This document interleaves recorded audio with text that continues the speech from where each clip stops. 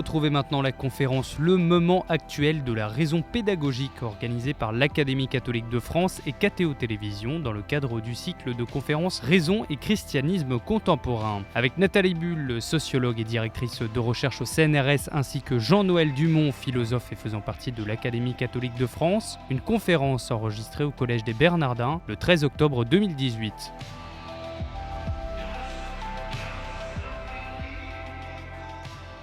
Donc, je suis sociologue, j'ai travaillé avec Raymond Boudon, que nombre d'entre vous connaissent sans doute, qui est quelqu'un qui s'est beaucoup intéressé à l'école.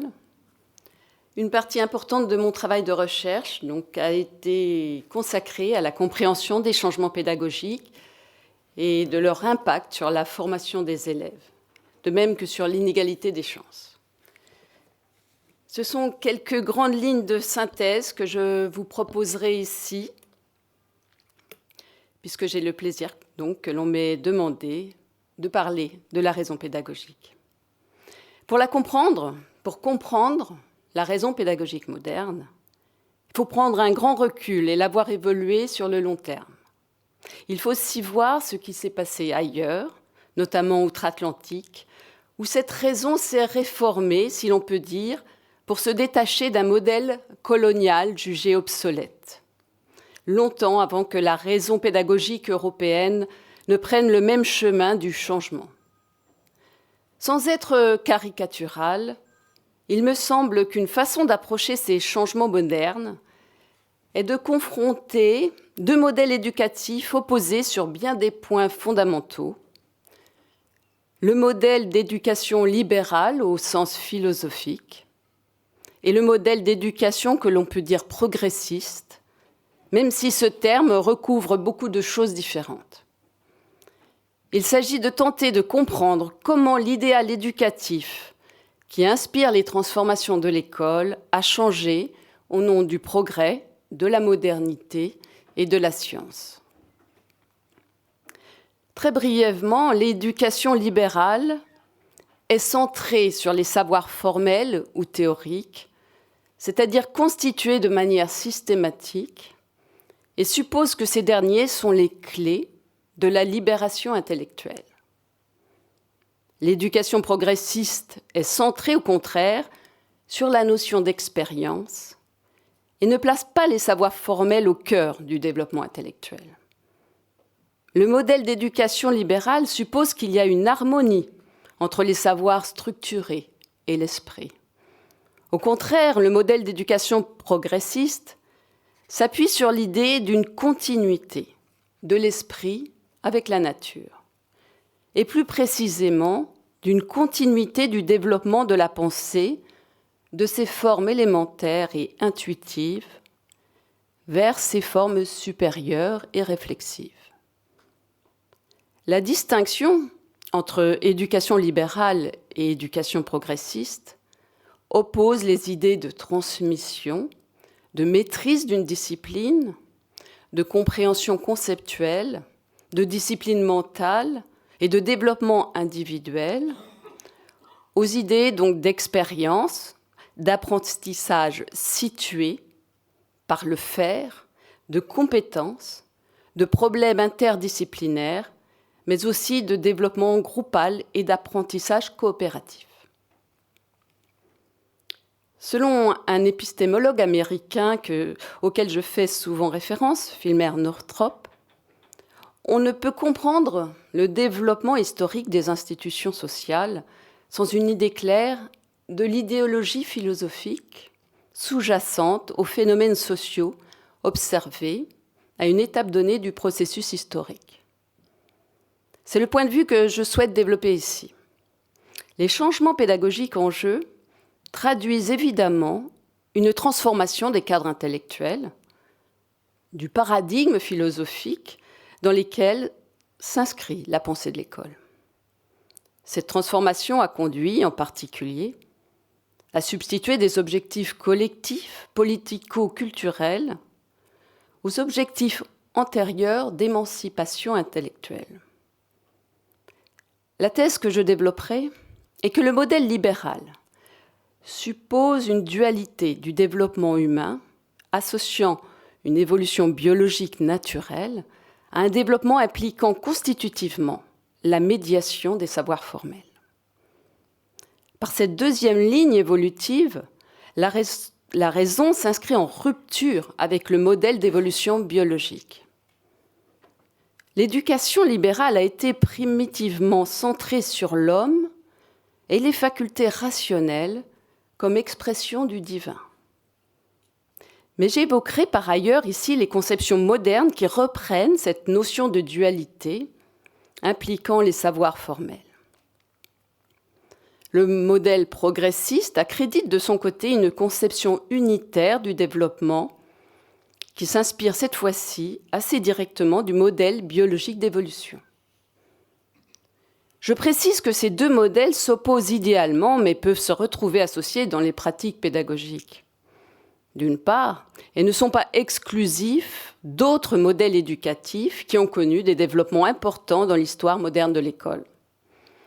Je pense en particulier au modèle d'éducation dit traditionnel tel qu'il est représenté caricaturalement comme relevant de l'imitation ou de la répétition, et au modèle issu des approches behavioristes qui s'appuient sur des apprentissages et expériences spécifiques supposés créer les connexions neuronales adéquates.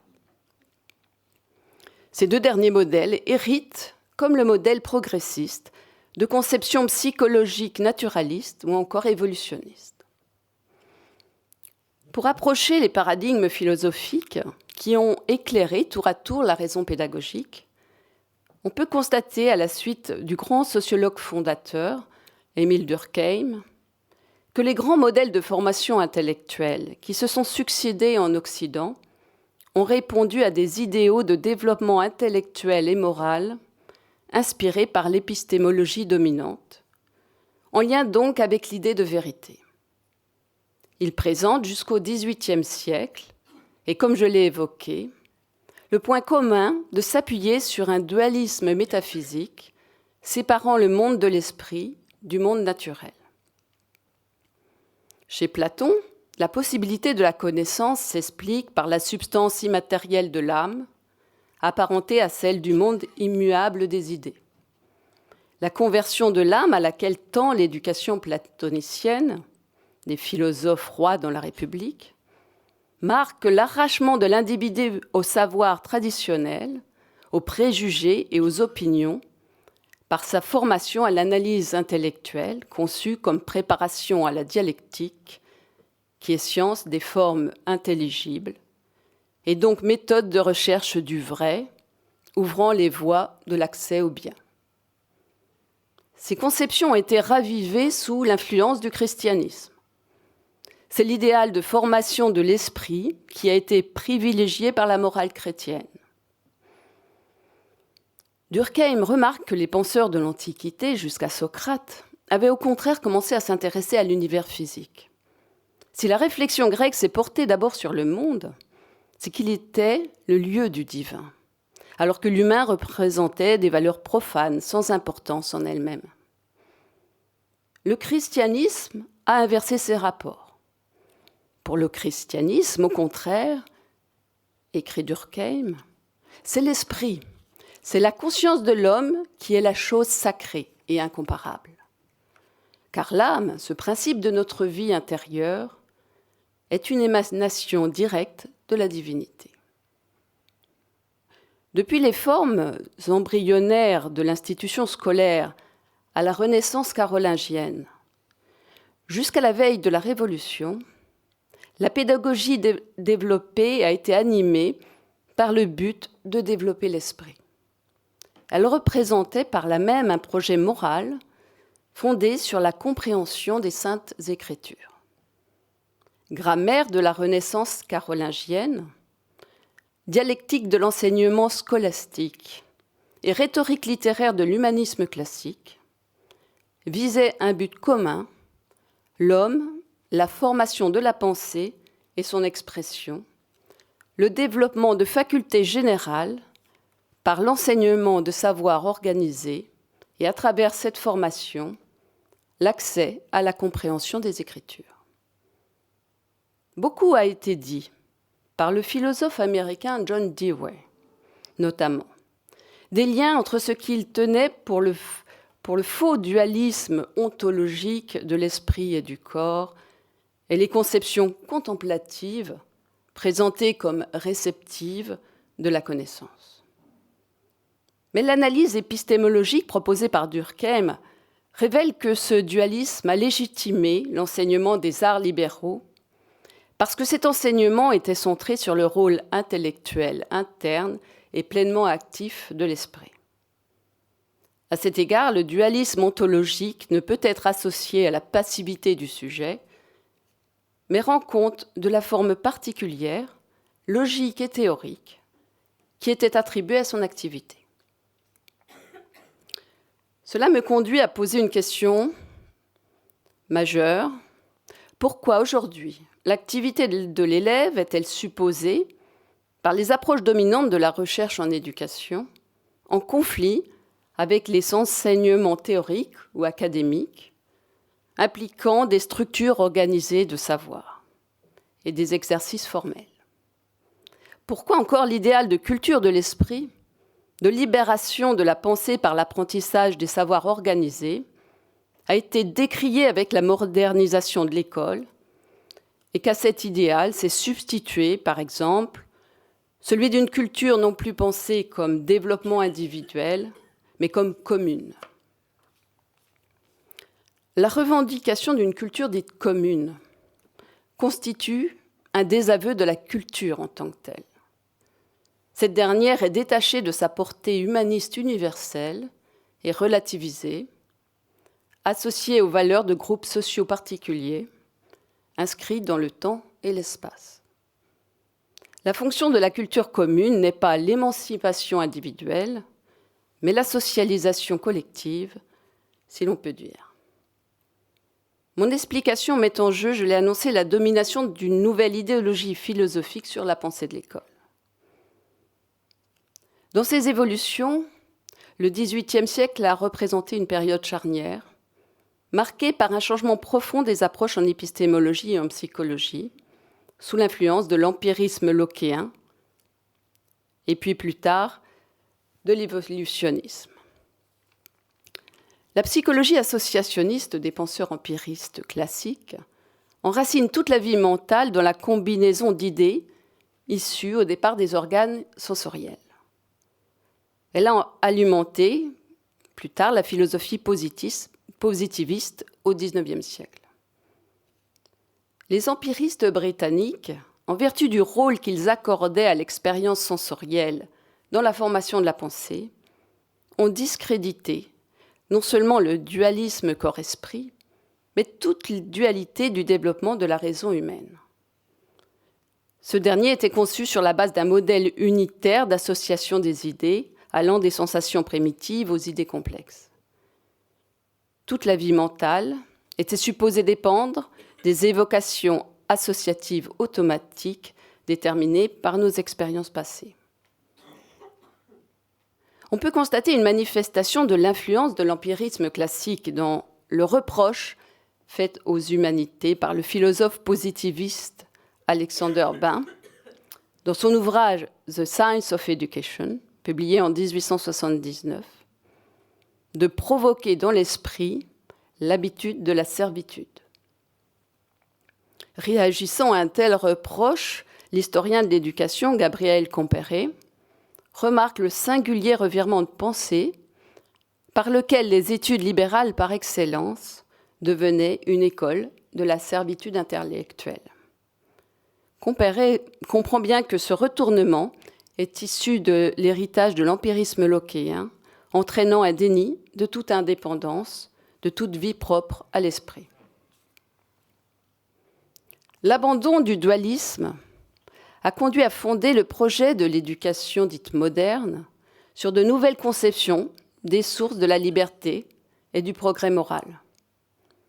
Une théorie de la connaissance s'est développée qui reposait sur l'empirisme lockéen et soutenait que l'homme, dont les connaissances se développaient par réception des données sensorielles, était façonné par son environnement. De là, il devenait possible d'imaginer que la vie sociale et intellectuelle de l'homme démocratique moderne pouvait être mise en complète harmonie avec les lois de la nature. Nous vivons encore aujourd'hui dans le sillage de ces développements premiers des sciences dites de l'éducation.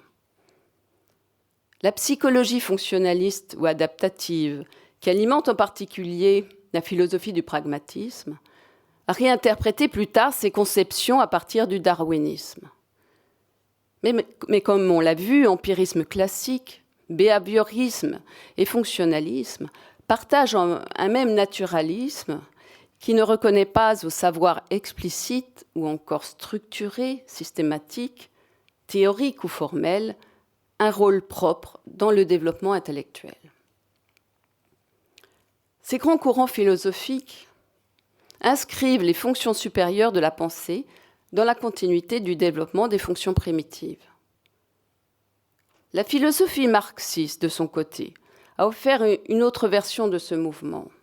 Très généralement, l'idée d'évolution qui a traversé le XIXe siècle a légitimé un renversement ontologique entre l'idée de nature humaine et l'idée de milieu ou de rapports sociaux. On pouvait espérer alors, à partir de l'éducation, que la vie sociale et intellectuelle de l'homme démocratique puisse être mise en complète harmonie avec les lois de la nature. L'idée d'évolution satisfaisait admirablement les aspirations morales associées à l'émergence de la démocratie moderne.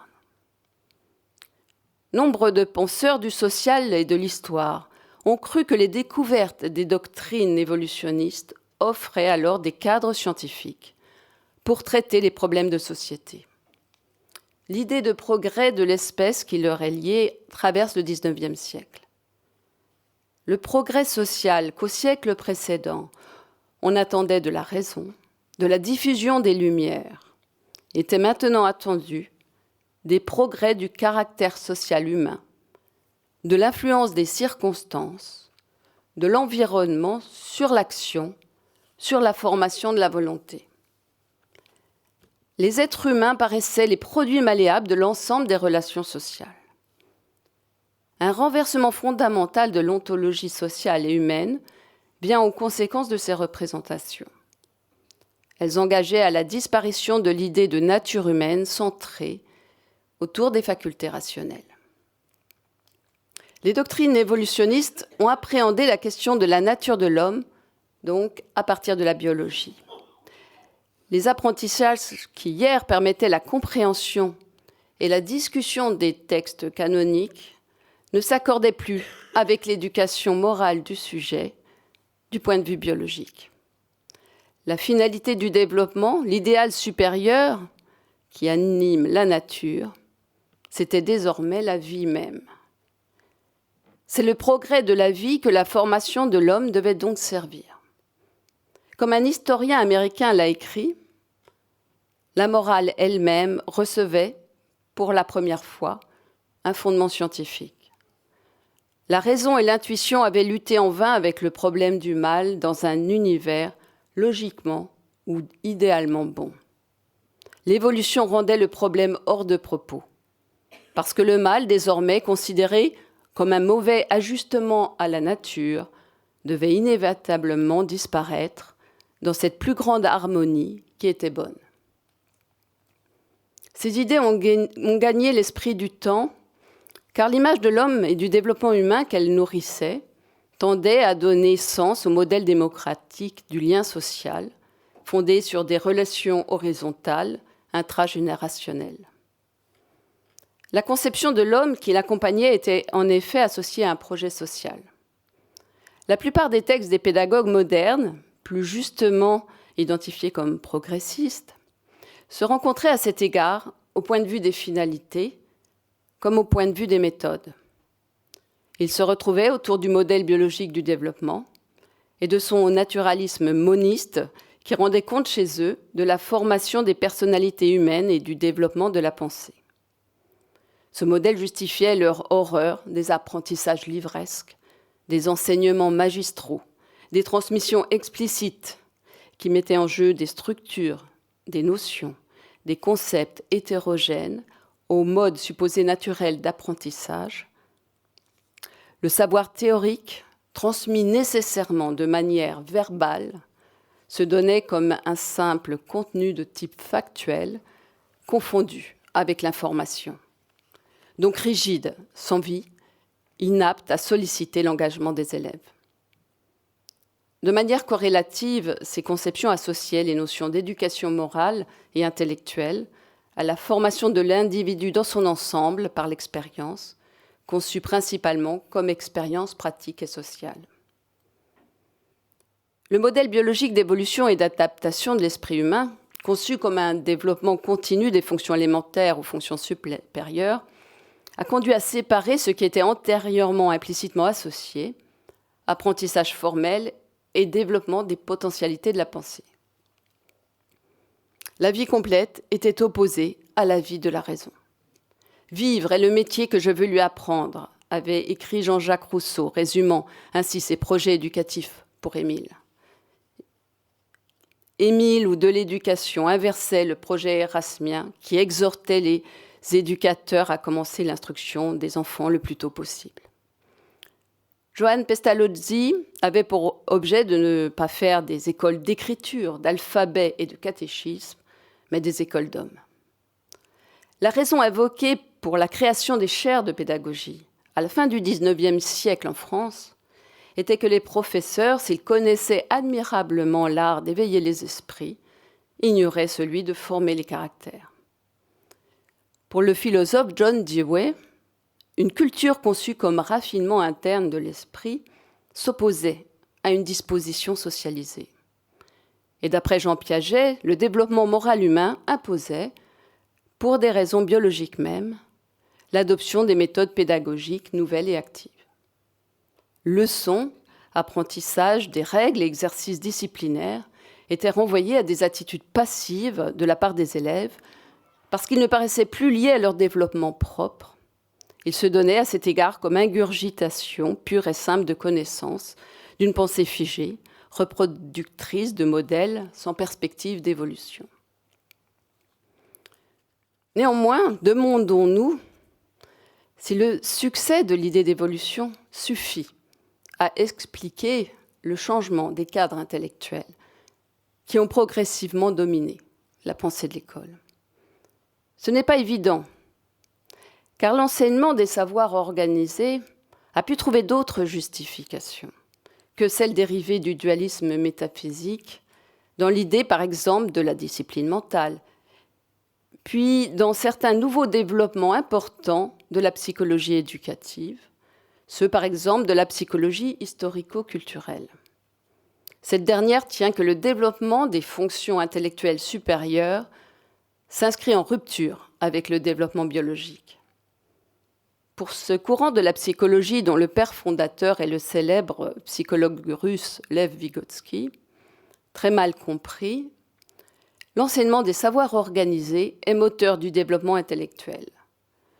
Cette conception alternative de l'activité de l'esprit n'est pas métaphysiquement dualiste, mais on peut la dire duale.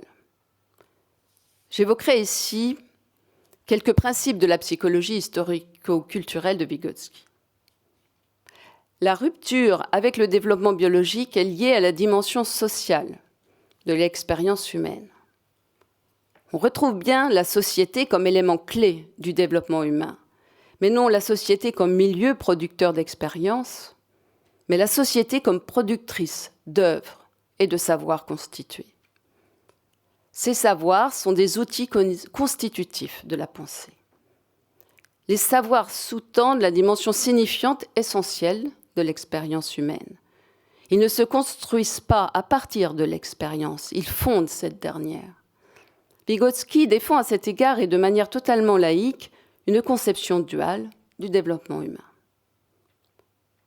Il faut maintenant se demander pourquoi telle conception a été privilégiée dans le courant du XXe siècle plutôt que telles autres qui étaient aussi disponibles. Tentons de comprendre les réformateurs de l'école et de quelle manière l'idéologie philosophique progressiste répondait à leurs besoins et aspirations en termes d'éducation, non plus d'une élite sociale, mais de ce que l'on a nommé sans égard les masses. Il faut comprendre la domination des nouvelles idées dans un contexte d'expansion scolaire et de forte politisation de la pensée éducative. Le projet éducatif moderne, dans une école séparée de l'Église, revendique la priorité de la formation morale. Et cette priorité le caractérise. L'école, inspirée par les sciences humaines alors toutes jeunes, et en particulier les premières sciences de l'éducation, s'est donc sentie légataire de la fonction éducatrice de l'Église. De manière souvent superficielle, et on a vu pourquoi en fonction des partis pris théoriques, les nouvelles idées éducatives revendiquent la promotion de la liberté, l'attention aux motivations et pour tout dire une forme de centration sur l'élève. Néanmoins, on a plutôt donné la priorité à ce qu'on nomme vaguement la socialisation sur l'émancipation individuelle. Les préoccupations sociopolitiques développées avec l'expansion des systèmes éducatifs peuvent expliquer la réinterprétation des conditions éducatives, de la liberté et du développement intellectuel et moral. Les États-Unis ont d'ailleurs mis en œuvre ces idées bien avant l'Europe, en lien avec une expansion scolaire déployée dès le début du XXe siècle. L'expansion scolaire a en effet fortement déstabilisé l'école. Cette dernière a été remise en cause compte tenu de ses missions complexes dans nos sociétés démocratiques modernes. L'école moderne est en réalité face à un dilemme qui la mine. Je propose, dans ces derniers mots de mon exposé, de vous en esquisser les traits profonds qui peuvent expliquer sa fragilité face aux idéaux pédagogiques multiples et variés, facilitant non pas l'éducation de l'esprit, mais la dite massification de l'école. Avant l'expansion scolaire, le système qui prévalait correspondait à ce que l'on peut décrire comme un modèle de parrainage, où le processus de sélection était contrôlé par les élites établies qui distinguaient leurs futurs pairs à une étape précoce et les formaient intellectuellement dans cet objectif de les succéder. L'éducation formelle reposait sur la croyance à la valeur intrinsèque de l'éducation. Mais en dehors de ces processus de parrainage, les statuts sociaux étaient dans l'ensemble prédéterminés socialement. Le développement économique a permis et même encouragé l'investissement de tous les groupes sociaux dans l'éducation secondaire et supérieure. Ces évolutions des choix scolaires ont marqué la transition d'un système éducatif socialement stratifié à un système plus intégré, où l'école, malgré elle, devient le lieu central de la sélection sociale. C'est ce qui explique l'importance de la problématique de l'égalité des chances pour la sociologie de l'éducation et les politiques scolaires contemporaines. Ce nouveau système de sélection sociale n'est plus celui du parrainage, mais peut être décrit par la métaphore de la compétition. Le problème est qu'en conséquence, la mission première, intellectuelle et culturelle de l'école a été réduite et altérée. La responsabilité de la sélection pèse en effet sur l'institution scolaire. Cette sélection est alors repoussée le plus possible pour offrir les meilleures chances aux individus de révéler leurs qualités, qui ne sont pas nécessairement académiques. De fait, l'éducation par les savoirs formels, l'éducation intellectuelle, a été décriée et sa valeur intrinsèque critiquée, l'objectif dominant étant de maintenir le plus longtemps possible tous les élèves dans la dite compétition. Ainsi, les politiques scolaires ont été amenées à confondre démocratisation et massification. Elles n'ont pas cherché à développer véritablement la mission pédagogique de l'école, mais sa mission morale, à travers l'idée, par exemple, de socialisation. Elles ont donc été la proie des idées éducatives à la mode, qui avaient le privilège de se prévaloir de la science, comme je l'ai évoqué. Les scolarisations ont donc été prolongées avec une idée première de formation pour la société démocratique. L'éducation intellectuelle et culturelle est de fait prise en charge en partie en dehors de l'école par des processus divers socialement biaisés. Petits cours privés, activités extrascolaires, etc. Ce développement paradoxal des rôles relatifs de sélection et d'instruction de l'école et de la société constitue sans doute un facteur majeur des voies contre-productives souvent prises par les politiques scolaires. La raison est que la mission fondamentale de l'école n'est pas de sélectionner et celle du marché n'est pas d'éduquer intellectuellement et culturellement. Les groupes désavantagés sont toujours perdants au bout du compte, car ils n'ont pas de véritable accès à une école de grande qualité. Ces évolutions révèlent, à mon sens, le peu de cas au final accordés par les acteurs politiques au développement du pouvoir de pensée des individus. Mais une certaine crainte de ce pouvoir explique que l'enjeu soit en premier, peut-être de les contrôler. Les fondements évolutionnistes de la pensée pédagogique moderne ont conduit à associer le bon en éducation au progrès général de la société plutôt qu'à celui de chacun de ses membres. La raison pédagogique qui en dérive a non seulement permis de faciliter la massification de l'école, mais elle a tendu à répondre à un besoin, sans doute inavoué, de contrôle. J'ai décrit ici, bien sûr, des évolutions qui se sont produites sur le long terme. Je vous remercie. Vous écoutez actuellement une conférence intitulée « Le moment actuel de la raison pédagogique », organisée par l'Académie catholique de France et KTO Télévision dans le cadre du cycle de conférences « Raison et christianisme contemporain ». Avec Nathalie Bull, sociologue et directrice de recherche au CNRS, ainsi que Jean-Noël Dumont, philosophe et faisant partie de l'Académie catholique de France. Une conférence enregistrée au Collège des Bernardins le 13 octobre 2018. Je dois dire d'abord la joie que j'ai eue à entendre l'exposé de Nathalie Bull, car professeur pendant plus de 40 ans, professeur avec un bonheur inusable et une inquiétude également inusable, c'est la première fois au bout de plus de 40 ans que je vois reconnu ce que j'ai fait. Alors que depuis 40 ans, je ne cesse d'entendre des discours qui contredisent ce que je fais dans la salle de classe et ce que beaucoup d'autres font en réalité. Car nous vivons une dissociation incroyable du discours pédagogique et de la réalité de ce qui se passe dans l'humble espace d'une classe. Car dans l'humble espace d'une classe, ce qui se passe, c'est le moment où un esprit s'éveille à lui-même. C'est un miracle qui m'a été donné d'observer tous les jours. Et il ne peut pas vivre cet éveil à lui-même sans rupture.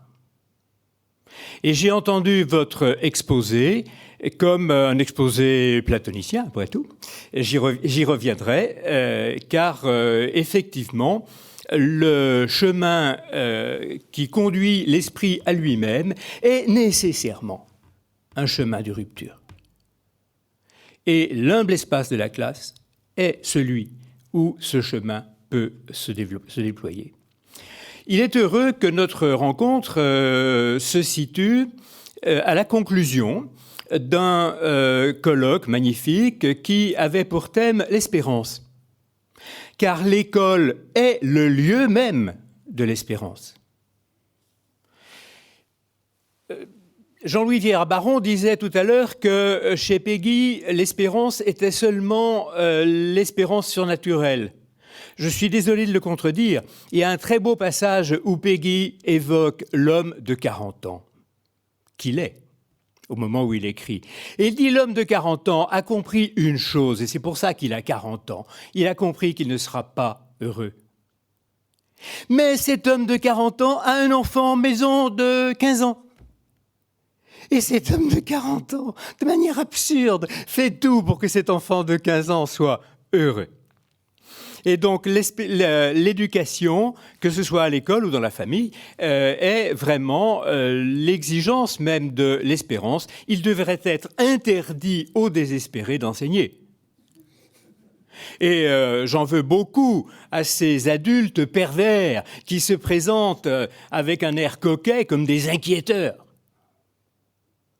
Notre fonction de pédagogue est d'émerveiller et non pas d'inquiéter. Mais il est vrai que l'émerveillement ne va pas, j'y reviendrai, sans une certaine forme d'inquiétude.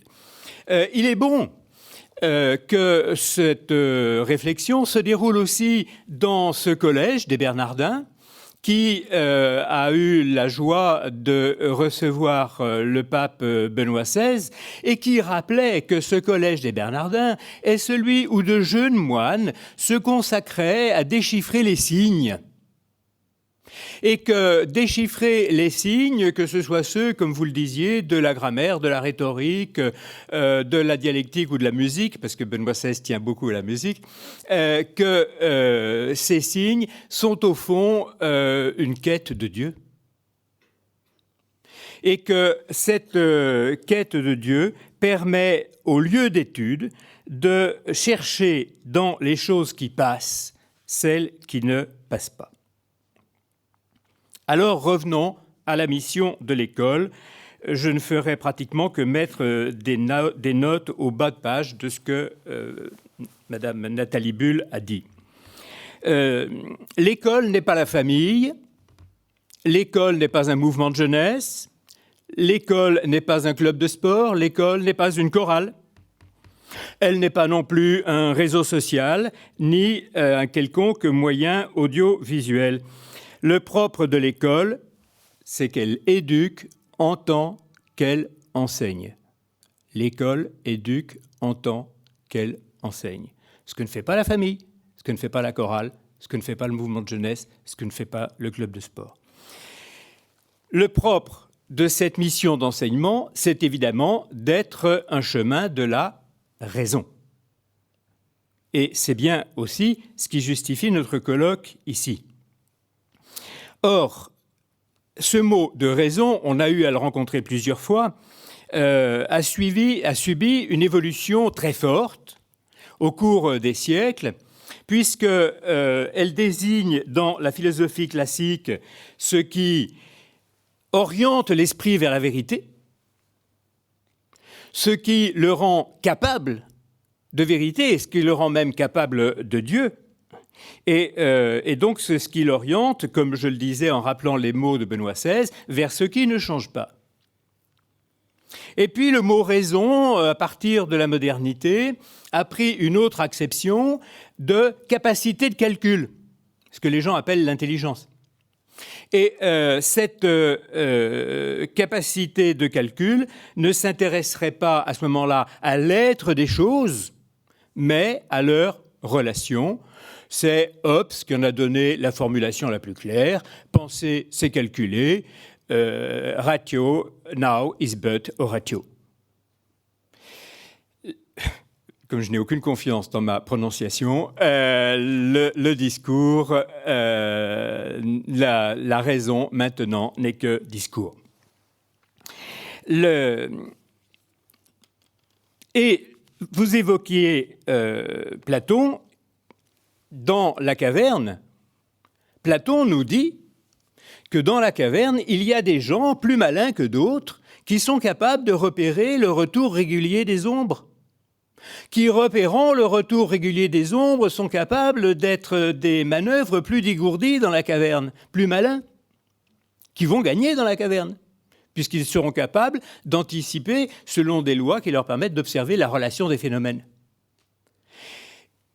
Et Platon nous dit bien que pour aller de l'apparence à la réalité, il faut une rupture et qu'il n'y a aucun prisonnier qui sorte délibérément et de son propre mouvement de la caverne en se demandant si ça serait mieux ailleurs. Il faut aller le chercher et lui casser le cou pour qu'il se retourne de l'ombre à la lumière. Et au fond, toute l'opération de la raison est cette opération de rupture. Et donc, la présentation que vous avez faite peut se résumer comme la distinction entre une pédagogie de la rupture et une pédagogie de la continuité empirique qui peut suffire dans la caverne, mais qui ne suffira pas pour en sortir et pour aller se mettre en quête de la réalité des choses. Nous sommes, nous autres philosophes, les héritiers de quelqu'un qui a été condamné comme corrupteur de la jeunesse.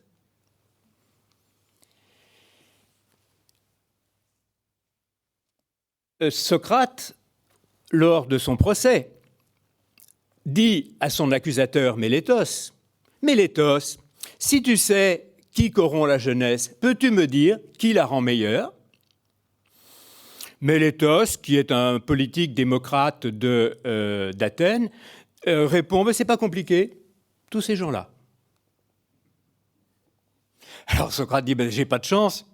Je suis le seul dans Athènes qui corrompt la jeunesse alors que tout le monde peut améliorer la moralité de cette jeunesse. » Et Mélétos, alors c'est pas Mélétos, c'est dans un autre texte que je ne suis pas allé chercher, mais c'est dans Platon, un autre interlocuteur de Socrate lui dit « Mais tu sais, on apprend le grec, on ne sait pas qui nous l'a appris. Eh bien la sagesse, c'est pareil. » Et j'ai été très éclairé par le livre de Nathalie Bull qui dit que l'on a abusé du modèle de l'apprentissage de la langue.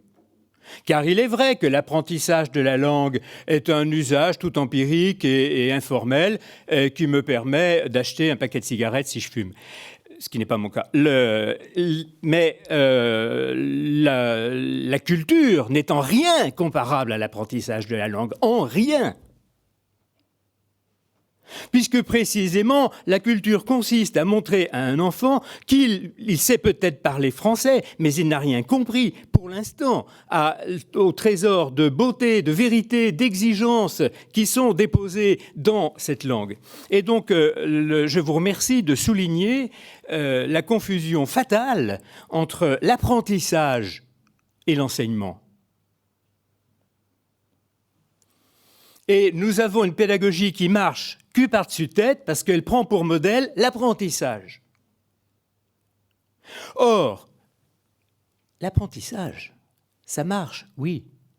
Mais Alain nous fait remarquer que l'apprenti est assez spontanément un esprit timide et conformiste. Parce que l'apprenti va reproduire des usages dont il ne va pas vérifier le bien fondé. Alors que l'écolier gâche peut-être de la copie, dit peut-être un peu n'importe quoi, à la différence de l'apprenti qui est prudent, car l'apprenti ne peut pas gâcher la pièce de bois, donc il est prudent. L'écolier est un peu imprudent et gaspille de la copie, mais cette imprudence de l'écolier, c'est ce qui fera de lui un homme libre. Et donc c'est une erreur fatale de prendre pour modèle de l'enseignement celui de l'apprentissage, puisque, au contraire, cet apprentissage, au fond, invite à une certaine forme de conformisme, et c'est à peu près là que nous en sommes. Pourquoi Mélétos a-t-il pu condamner Socrate ? Eh bien, Mélétos a pu condamner Socrate parce qu'il y a un troisième personnage. Il y en a un quatrième, c'est le comique, mais je ne l'aborderai pas. Il y a un troisième personnage, c'est le sophiste. Et au fond, nous assistons à l'alliance de Mélétos et des sophistes. Pourquoi Socrate s'est-il opposé aux sophistes ? Parce que, on le voit bien dans le dialogue du Gorgias, il dit aux sophistes, vous nous apprenez des techniques, des procédures, peut-être seulement parfois des flatteries, comme a dit Pierre Manint hier, mais au fond, et il faut absolument écouter cette leçon de Socrate, la technique induit un scepticisme de fait. Privilégier les méthodes, les techniques et les procédures, c'est inoculer dans les esprits un scepticisme de fait. C'est d'ailleurs ce que répond Gorgias à Socrate quand il dit « Le maître de boxe, de Pancrace, le maître de Pancrace apprend comment taper, il ne dit pas sur qui. » Et c'est bien ça l'inconvénient du privilège des méthodes. C'est qu'elles rendent indifférent à la vérité. Mais le sophiste a l'avantage d'ouvrir, grâce aux méthodes ou aux trucs dont il dispose, et qui souvent sont fort habiles, de donner une bonne place à la jeunesse française dans la compétition. Et voilà le deuxième modèle qui mine notre école. Premier modèle, celui de l'apprentissage. Deuxième modèle, celui de la compétition. C'est l'alliance triomphante de Mélétos et des sophistes. Et Socrate sera à nouveau condamné. Oh, si ce n'est qu'il s'en fiche complètement parce qu'en fait, dans la pratique, dans les lycées et collèges, heureusement, il y a encore quelques professeurs. Et qui, par bonheur, laissent glisser sur eux le discours pédagogique comme l'eau sur les plumes d'un canard. Mais donc, voilà, le modèle de l'apprentissage ne laisse plus que place aux compétitions les plus féroces. Et ça donne ce spectacle pitoyable des établissements prétendument d'élite et qui nous publient des listes de résultats et qui disent avec une vanité insupportable « Nous sommes un établissement extrêmement exigeant, vous ne pouvez pas y rentrer comme ça. » Mais qu'est-ce que c'est que ça ? Qu'est-ce que c'est que ces écoles dont on dit c'est une bonne école parce qu'elle a de bons élèves ? Une bonne école, à mon avis, c'est une école qui a des bons professeurs, non ? Et on dit, ah oui, t'as de la chance d'être muté ici, c'est un bon lycée. Ça veut dire que les élèves sont bien propres sur eux. Donc, le résultat des opérations, c'est qu'on fait marcher la machine à broyer la sélection avec une violence incroyable. Et que tous les appels à la démocratisation ne cessent d'être complètement trahis et dénoncés par cette pression stupide, car il faut bien dire que c'est vraiment un spectacle stupide, à l'élite, à la compétition. Moi, j'ai enseigné pendant 40 ans dans des classes préparatoires. Il y a ici quelques étudiants, je les remercie, je les salue. Je ne crois pas, à moins qu'ils se lèvent pour me contredire, avoir inoculé en eux un quelconque esprit de compétition et leur avoir dit « Tu vas être le meilleur, tu vas écraser les autres », etc. C'est vraiment pas comme ça qu'on donne le goût de la vérité. Vraiment pas. D'où le double échec de notre école, que tout le monde connaît. Échec de la démocratisation, en dépit de tous les discours, et même échec. Alors, moi, je voudrais bien qu'on nous dise bien cette pédagogie de la continuité, plutôt que de celle de la rupture, permet l'épanouissement des jeunes. Alors, je voterai pour. Mais lisez l'excellent livre de Nathalie Bull. À un moment, elle utilise l'expression que j'ai trouvée très heureuse du fait de aliénation au groupe des pairs. Le phénomène de l'adolescence fait que ces jeunes auxquels on ne veut plus rien dire, eh bien, ils écouteront l'enseignement de leur père. Ils écouteront l'air du temps. Les jeunes que l'on ne forme pas, ils sont perméables nécessairement à l'air du temps. Et la démission possible des enseignants les livre à l'air du temps. Échec de la démocratisation, échec de l'épanouissement personnel qui pourrait être effectivement un objectif fondé. Je développe rapidement une certaine conception de l'école en continuité avec ce qu'a dit Nathalie Bull pour illustrer cette idée donc de rupture nécessaire. En effet, l'école fait deux choses. Elle met en crise et elle émerveille. Elle met en crise, car tout professeur dans toutes ces disciplines, que ce soit en histoire, en géographie, en éducation physique, j'ai enseigné l'éducation physique, j'ai oublié de le dire, dans toutes les disciplines, le professeur est quelqu'un qui dit « tu croyais savoir, mais ». Le professeur de physique dit « tu croyais savoir, mais ». Tout enseignement est une mise en crise. C'est pourquoi le modèle de la transmission ne suffit pas. Parce qu'il peut y avoir des transmissions implicites. Et au fond, la transmission, on ne sait pas où elle passe. On ne sait pas par quel canot il passe. Mais l'enseignement, il passe toujours par une mise en crise. Ce qui fait qu'effectivement, parfois, un étudiant, un élève peut s'en trouver troublé, de voir vaciller ce que jusqu'à présent il croyait savoir. Et cette mise en crise serait la chose la plus épouvantable si elle n'était pas liée, comme récompense, à un émerveillement. Que fait un enseignant ? Il fait partager l'émerveillement pour un monde intelligible. Partager l'émerveillement devant un monde intelligible.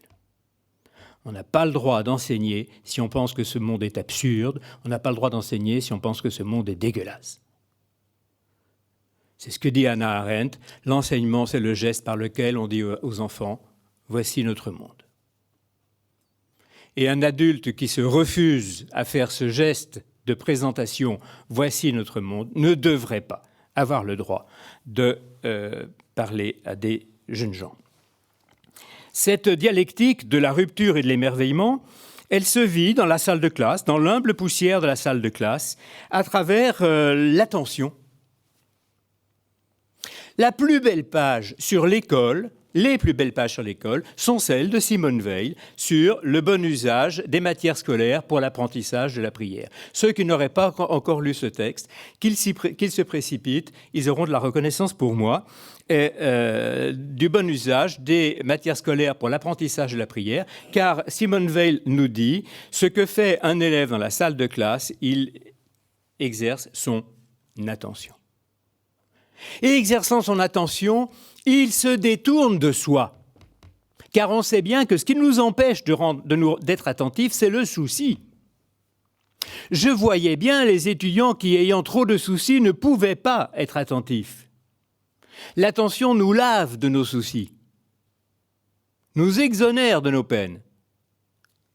Et plutôt que d'enfermer le jeune dans les remugles de ses préoccupations psychologiques, il est plus heureux de le tourner vers ce qui est beau, vers ce qui est vrai, vers ce qui est juste, et d'en partager l'émerveillement.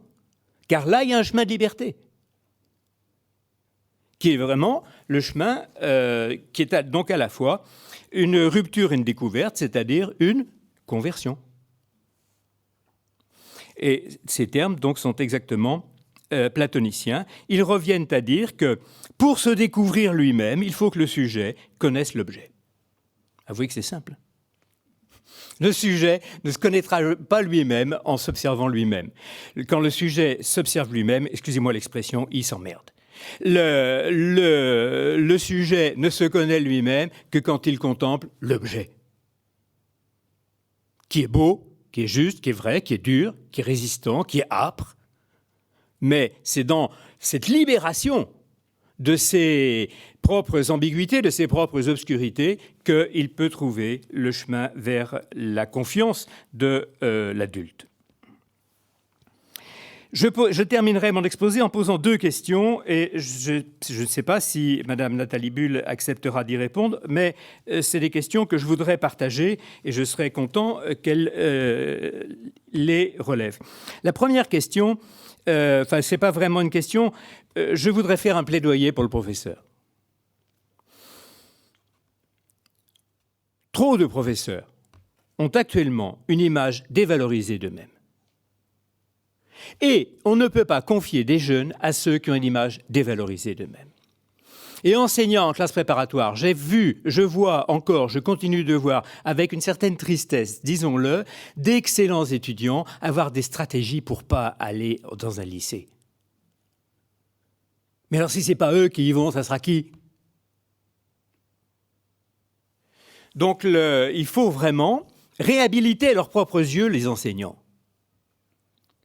en leur disant qu'ils ne sont pas des animateurs socio-culturels, mais qu'ils sont d'abord, comme d'ailleurs c'est ce qu'a dit M. Blanquer, j'ai beaucoup de reconnaissance pour lui de l'avoir dit, en disant qu'un enseignant, c'est d'abord un homme de culture. Un professeur de géographie, c'est d'abord quelqu'un qui aime la géographie. Et c'est dans la mesure où il aime la géographie qu'il pourra être effectivement heureux de proposer aux élèves un chemin vers l'intelligence de ce monde.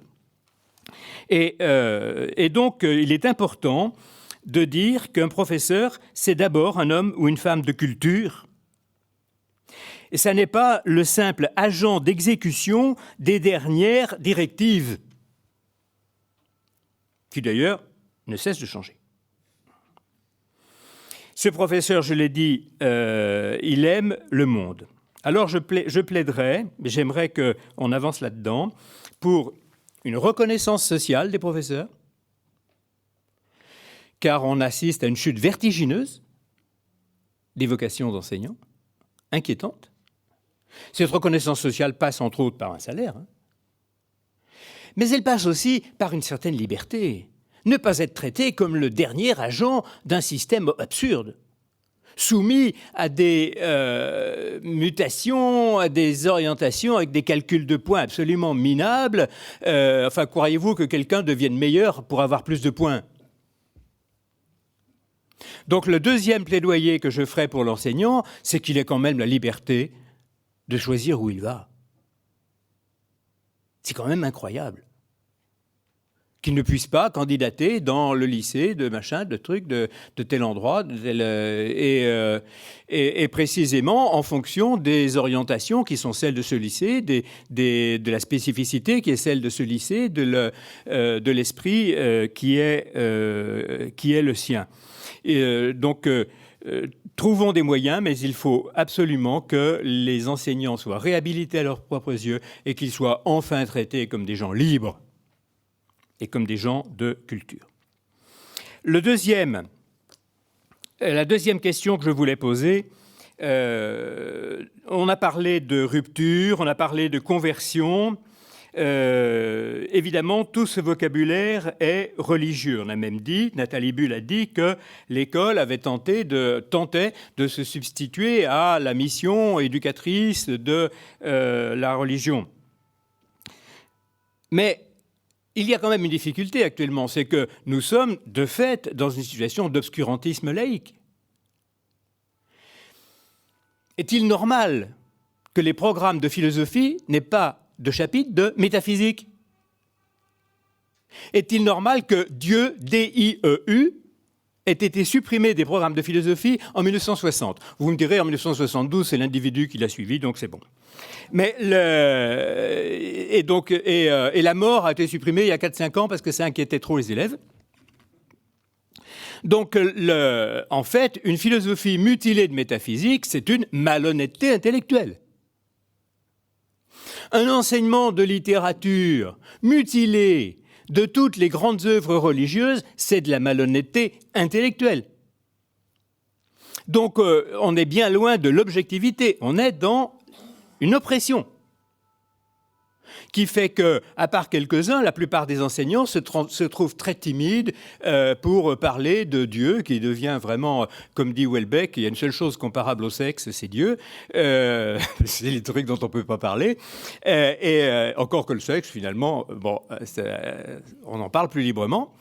Et voilà. Et cette situation d'oppression, elle est grave politiquement, mais peu importe, mais elle est grave pour les jeunes qui nous sont confiés. Parce que celui auquel on interdit la curiosité spirituelle, on lui met une brique sur l'âme. Et puis lui, à coup sûr, il n'osera pas aller très loin dans les interrogations, parce qu'on lui dira « Ah non, ça, tu vois, ça, c'est des questions qu'on ne peut pas résoudre rationnellement. » Donc il va mettre un plafond et il va s'arrêter au niveau des questions utiles et monnayables.